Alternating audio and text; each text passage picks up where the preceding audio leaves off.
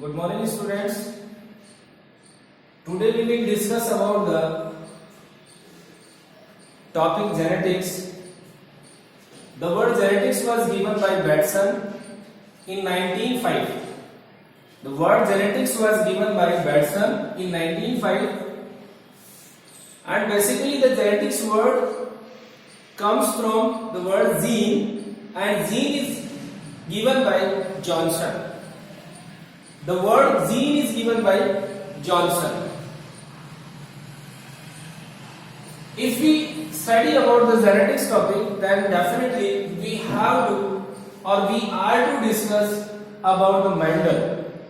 The scientist Mendel, John Gregor Mendel, the lifespan of the Mendel was 1822 to 1884. 22 से 84 जो था life I है इनकी, और the Mendel is known as father of genetics. Father of genetics. The birth of Mendel was on 22nd July 1822. This is a basic introduction related to Mendel. We have to discuss about Mendel also. So this is the general introductory part of Mendel.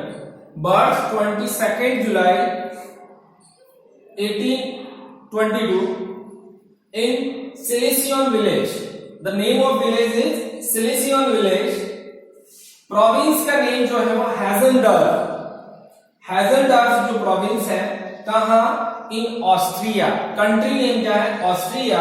Austria की province थी हैजेनडर्फ, और जो village था वो था Silesian village.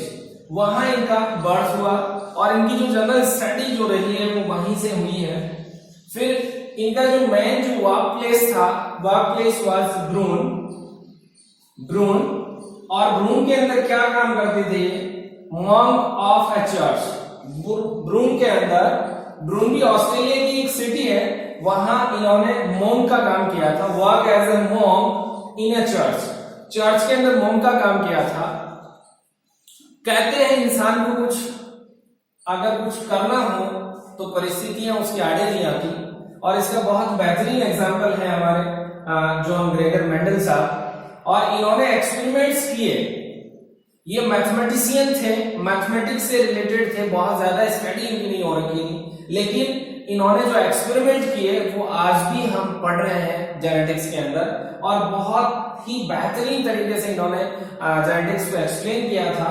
और इनकी जो उस टाइम जो ये जिस ब्रोन के अंदर, जिस मॉन्क के चर्च के अंदर मॉन्क के रूप में वर्क करते थे, वहीं एक सोसाइटी बनी हुई थी ब्रून सोसाइटी के नाम से.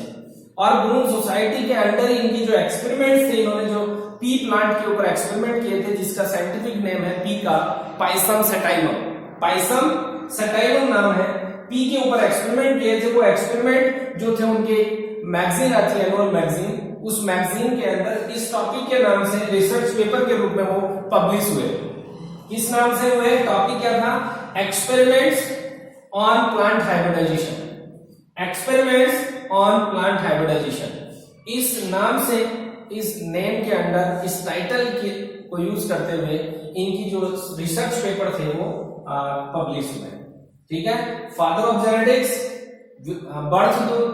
बर्थ है सिलेसियन विलेज, हैजेनडर्फ प्रोविंस, ऑस्ट्रेलिया के अंदर, और वर्क प्लेस जो था वो इनका ब्रूनी था, ऑस्ट्रेलिया के अंदर. और ऑस्ट्रेलिया में ब्रून में कहा क्या काम किया? Not Australia, it's Austria. Austria country है. Monk of a church. Church के अंदर मॉन्क का काम किया. और इनके एक्सपेरिमेंट्स जो थे वो किस टाइटल के अंदर पब्लिश हुए? Experiments on plant hybridization. ये सिंपल एक बेसिक इंट्रोडक्शन है मेंडल साहब का. उसके बाद में हम बात करते हैं मेंडल को, जो जॉन ग्रेगर मेंडल साहब है, इनको सक्सेस मिली, उसका बेसिक कॉज क्या था? What are the reasons by which he got success? किस वजह से मिली इनको सक्सेस? जो मिलने का कारण था वो ये था, वन टाइम के अंदर इन्होंने वन ट्रेड यूज किया. एक टाइम के अंदर एक ही ट्रेड को इन्होंने स्टडी के अंदर लिया. और दूसरा कारण था वो था स्टैटिस्टिकल एनालिसिस. इन्होंने जो भी एक्सपेरिमेंट्स किए, उन एक्सपेरिमेंट्स की स्टडी जो थी वो स्टेट्स के अकॉर्डिंग डेटा के फॉर्म में इन्होंने उसका एनालिसिस किया. थर्ड जो मेन जो फैक्टर है वो इनका रहा है प्लांट सिलेक्शन। इन्होंने प्लांट का जो सिलेक्शन किया वो एनुअल प्लांट सिलेक्ट किया, पी प्लांट सिलेक्ट किया, जिसके अंदर एक टाइम के अंदर मतलब कुछ कम समय के अंदर बहुत सारी जनरेशन जो है उनकी स्टडी की जा सकती है। अगर इन्होंने ऐसा कोई प्लांट ले लिया होता, जैसे मान लीजिए बरगद ले लिया, खिजड़ी ले लिया, तो उनकी तो प्लांट आने में ही साल लग जाते हैं, तो उसके बारे में स्टडी करने में बहुत लंबा समय लगता। तो इनका मेन जो पॉइंट था प्लांट सिलेक्शन जो था वो बहुत इंपॉर्टेंट था। ये 3 सक्सेस के पॉइंट रहे मैंने, 1 trait at a time, statistical analysis और प्लांट सिलेक्शन। अब हम बात करते हैं मेंडल ने कौन कौन जो प्लांट लिया था, वो प्लांट था पी प्लांट, और पी प्लांट का सिलेक्शन करने के पीछे इनके क्या कारण रहे थे, कौन कौन से ट्रेड्स उसके अंदर थे, उनके बारे में स्टडी करते हैं। आपके दिमाग में क्वेश्चन आ रहा होगा, सर आप बार बार में नाम ले रहे हैं, वर्ड यूज कर रहे हैं traits. What is trades?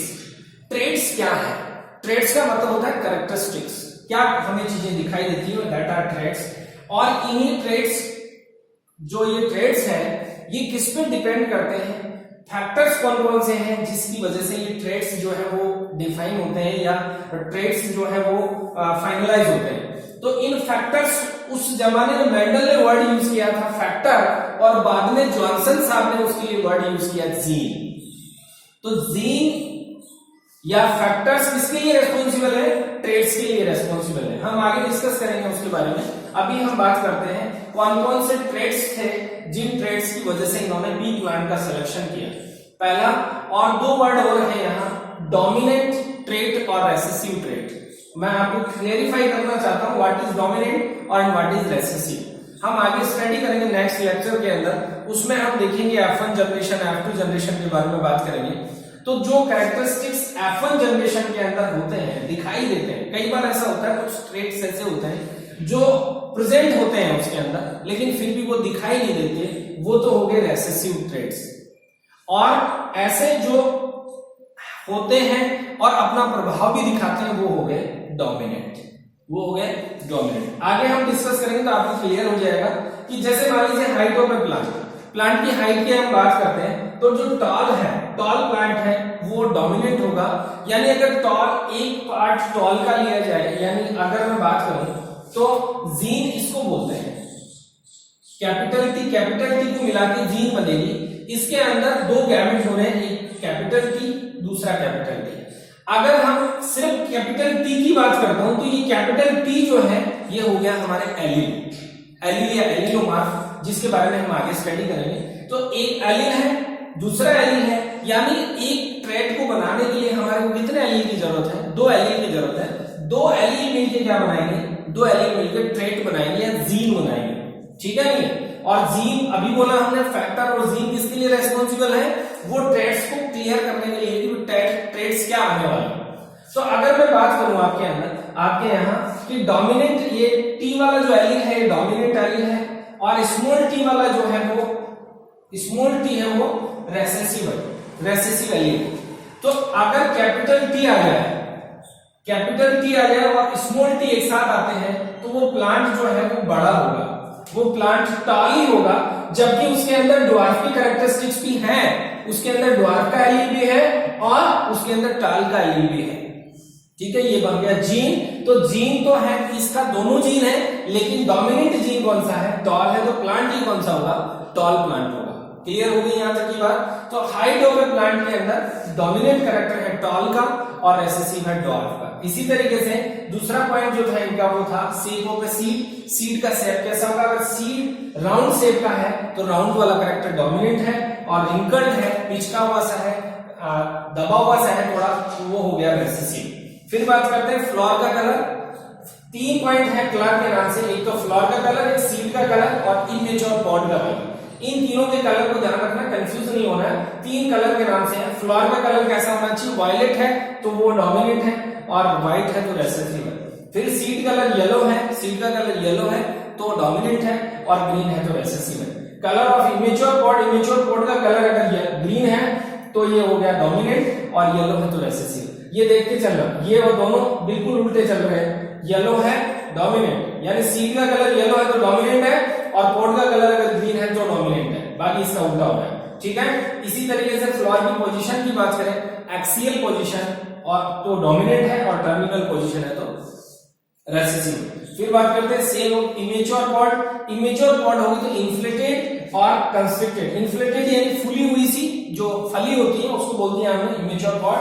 Pod फली है, अगर वो इन्फ्लेटेड है यानी वो इन्फ्लेटेड का मतलब वो फुली हुई है और तो डोमिनेंट है, और अगर वो कॉन्स्ट्रिक्ट है पिचकी हुई है तो वो हो गई रेसेसिव हो गई।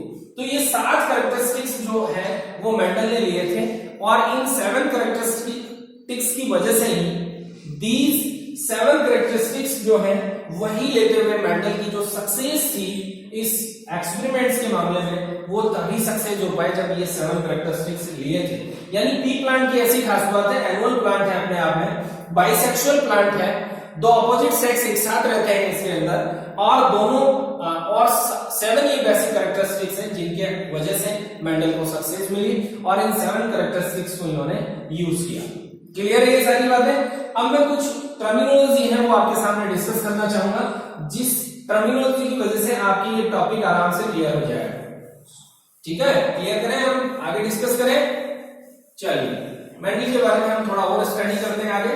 यानी कुछ बेसिक चीजें हैं जो हमारे आगे हम जब इनके रूल्स वगैरह पढ़ेंगे तो उसके अंदर हमारे लिए यूज आने वाली है। ठीक है, हम डिस्कस करते हैं। एक वर्ड आया था अभी एलील। एलील वर्ड हमारे यहाँ आया। मैंने कहा अगर मैं टॉलनेस की बात करूं तो टॉलनेस के लिए मेरे पास 2 ऑप्शन है, एक तो डोमिनेंट और एक रेसेसिव। मैं दोनों वर्ड साथ में ले रहा हूं एलील के यहाँ,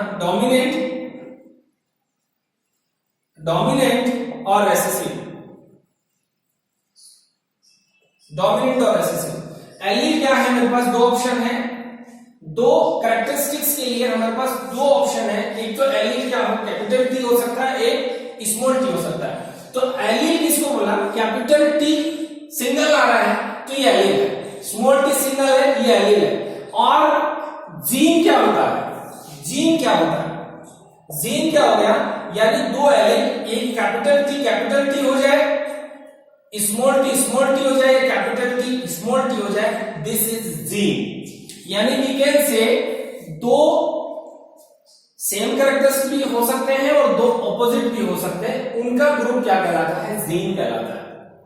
तो एलील को हम एलील बोले या एलीलोमॉर्फ बोले एक ही बात है। तो एलील डोमिनेंट और रेसेसिव, कैपिटल टी जो है सिंगल कैपिटल टी है वो एलील है, और दोनों एक साथ आ रहे तो जीन बन गई, तो आगे तो जीन बन गई। तो कैपिटल टी जीन है किसका, डोमिनेंट वाला, और डोमिनेंट है, और स्मॉल टी ये रेसेसिव वाला है। तो कैपिटल टी इसके अंदर जो है वो डोमिनेंट कैरेक्टर है और स्मॉल टी है वो रेसेसिव है। ठीक है, यहां तक की बातें क्लियर होगी। अब बात करते हैं इसके अंदर एक वर्ड और आता है होमोजाइगस और हेटेरोजाइगस। होमोजाइगस और हेटेरोजाइगस, क्योंकि ये आगे हमारे कंफ्यूजन ना करें इसलिए हम डिस्कस कर रहे हैं। अभी बात की होमोजाइगस, होमो और हेटेरो। होमो हेटेरो नाम से ही पता लग रहा है, होमो का मतलब सेम हो, हेटेरो का मतलब अलग अलग हो। जैसे कैपिटल टी की बात करूं तो होमोजाइगस है ये, स्मॉल टी की बात करूं होमोजाइगस है ये, लेकिन मैं अगर कैपिटल टी स्मॉल टी की बात करूं तो हेटेरो अलग अलग हो गए। इसी तरीके से अगर मैं सीड के शेप की बात करूं तो उसके लिए राउंड आर से यूज कर रहा हूं मैं, तो स्मॉल कैपिटल आर हो गया, होमोजाइगस हो गया। ठीक है, और कैपिटल आर स्मॉल आर हो गया, ये हो गया, सॉरी स्मॉल आर हो गया होमोजाइगस, स्मॉल आर। इसी तरीके से मैं यहां बात करूं तो कैपिटल आर स्मॉल आर, ये हो गया हेटेरोजाइगस। क्या हो गया, हेटेरोजाइगस। अब आपके दिमाग में क्वेश्चन आ रहा होगा, सर एलील हमारे क्लियर हो गया कि एलील एक टी अकेला टी है तो वो हो गया एलील। टॉल का हो गया, हाइट के लिए एलील हो गए।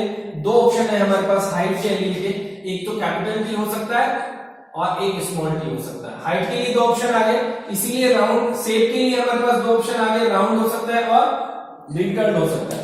ये दोनों ऑप्शन जो है वो क्या है, एलील है, और इनका ग्रुप हो गया, यानी 2 हो गए तो ये क्या बन गया हमारे यहाँ, जीन बन गया। ठीक है, तो होमोजाइगस हेटेरोजाइगस क्लियर हो गया। होमोजाइगस का मतलब सेम होंगे, और हेटेरोजाइगस का मतलब डिफरेंट टाइप के होंगे। ठीक है, यहां तक की बातें क्लियर है। आगे की बातें हम नेक्स्ट वीडियो के अंदर डिस्कस करेंगे।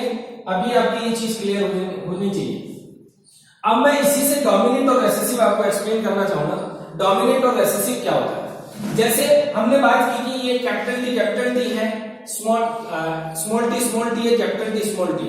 इसके अंदर अगर F1 जनरेशन की स्टडी करेंगे, जो हम नेक्स्ट वीडियो के अंदर लेंगे, तो इसके अंदर अगर हम बात करें फर्स्ट जनरेशन के अंदर, F1 जनरेशन के अंदर अगर ये कैपिटल टी और स्मॉल टी दोनों साथ आते हैं तो ये प्लांट जो होगा वो टॉल होगा। ये प्लांट क्या होगा?